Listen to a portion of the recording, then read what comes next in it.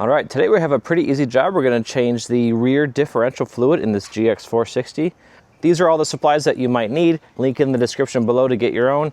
A jack stands, those are optional in case you can't get underneath the vehicle or it's not level.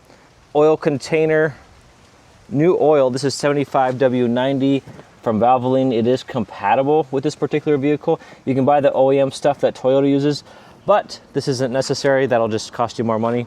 A torque wrench, a pump to pump the new fluid. Socket set, mainly 24mm. Oil spill mat, torque wrench, and a level. Before you begin the job, you want to make sure that you have enough clearance underneath the vehicle. Jack it up if you need to. I don't need to. I can squeeze under there. You'll also want to make sure that your vehicle is level. This is already. This is important during the fill process to make sure that you're not overfilling or underfilling. Does your bulky wallet hurt your butt when sitting on it in your back pocket? In your front pocket, does your fat wallet leave an unsightly silhouette? The thin wallet is exactly what you need. At only 6mm thick when packed with 8 cards and cash, thin is less than half the thickness of the typical bifold or trifold wallet. The trick? Thin does not fold. Cards, cash, and wallet material are not all stacked on top of one another. Further, thin bends to conform to your body shape and movements. All the while, thin fits in your back pocket, front pocket, or bag.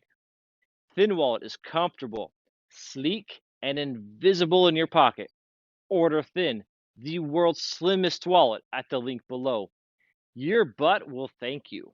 You'll want to do this service about 15,000 miles if you're towing heavy loads or doing a lot of off-roading. You'll find elsewhere that every 30 to 60,000 miles is also an acceptable interval to change your rear differential fluid.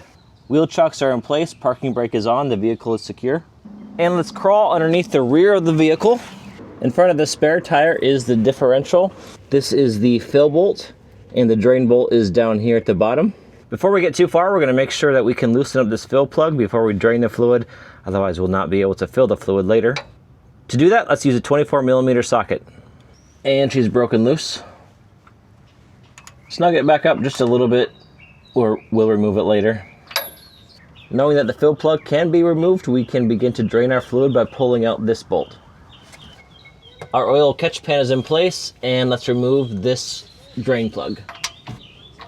This is also done with a 24mm socket.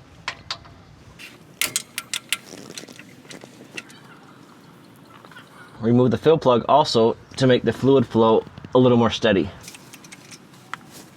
You'll also need some new crush washers for the drain and fill plugs. This kit, link below, contains all you'll need, as well as some additional washers for other jobs. This is the drain and the fill plug. Make sure you remove the old crush washers. Sometimes these can get stuck to the differential housing. Same thing with the drain plug. Drain plug has a magnet on top of it, so it's meant to catch any metals that come off of your differential.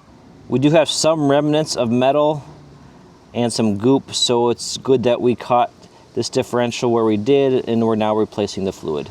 Clean off your bolts before refitting them with new crush washers.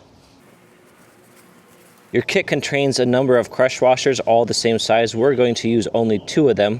When you assemble the new crush washer to your bolt, make sure that the flat side of the crush washer is facing the bottom side of the bolt, and the rounded side of the crush washer is going to go toward the differential housing.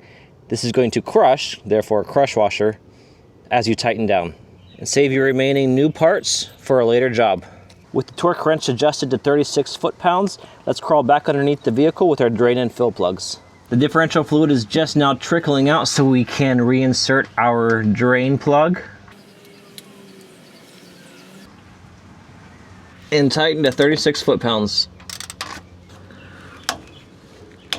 We'll have to pump our new fluid into the differential. In order to do that, we have this pump. Link below to purchase yours. It's pretty handy. It has a number of different adapters to fit a number of different fluid size bottles and brands.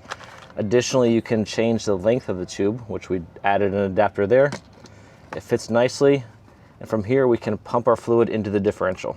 Crawling back under the vehicle, put your fill tube into the fill hole on the differential, and now begin pumping. You'll continue pumping until you see differential fluid dribble out this fill hole. At that point, you'll stop. The differential requires 3.3 quarts of fluid, so I'm going to use a lot of this 4-quart container. No worries though, because the front differential requires the same fluid type. We'll use the remaining up front. There we go, we are full now. So remove the tube and reassemble the fill plug. Tighten this bolt also to 36 foot-pounds. Clean up any mess, ideally with some brake cleaner. After about an hour of effort, we are done. I hope this helps you with your project.